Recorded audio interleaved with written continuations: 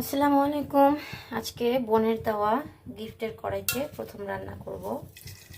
কি রান্না করব চলেন সেটা আপনাদেরকে দেখাই। কালজিরা ফোড়ন দিয়ে পেঁয়াজ দিয়ে দিলাম।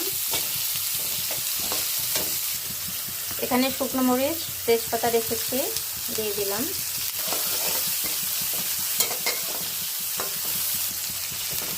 কুকারের আইটেম গিফট পেতে কিন্তু অনেক ভালো লাগে, ঠিক আছে। আর আমার তো বেশি ভালো লাগে। গিফট পেয়ে এতদিন যত্ন সহকারে রেখে দিয়েছিলাম, আজকে রান্না করছি ফাইনালি।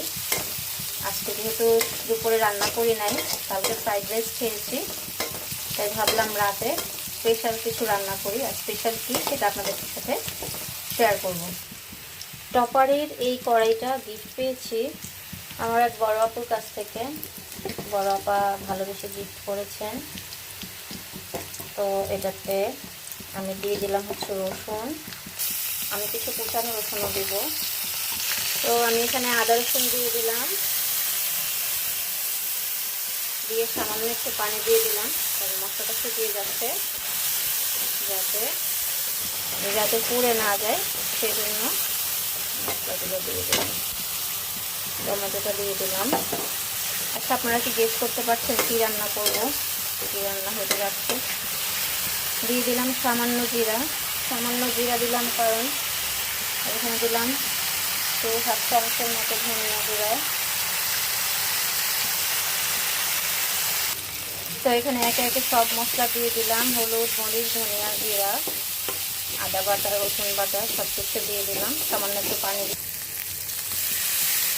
এবারে দিয়ে দিব এখানে মুগ ডাল, বেশি মসুর ডাল কম, মিক্সড একটা ডাল। আগে আমি ডালটা কষাবো খুব ভালো করে। দেন হচ্ছে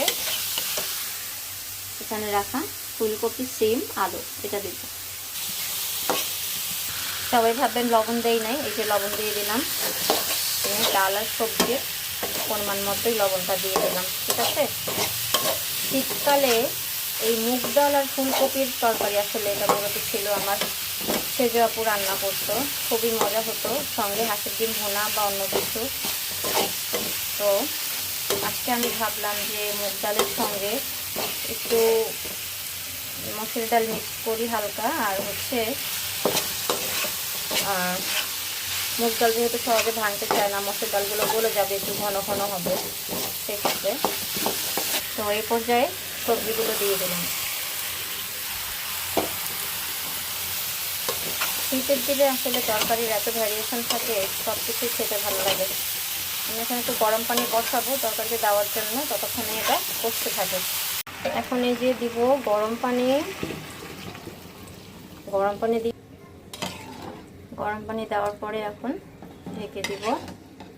তারপর লাস্টে ধনেপাতা দিব। জাস্ট হয়ে গেছে আমাদের ফুলকপি, শিম, আলুর নিরামিষ। ফুলকপিগুলো এরকম গোটা গোটা থাকবে, আস্তে আস্তে থাকবে, এটাই দেখতে আমার ভালো লাগে। তো আমি এক্ষুনি নামিয়ে ফেলবো। জাস্ট ধনেপাতাটা দিয়ে দিব, খুব বেশি করে ধনেপাতা দিব, একদম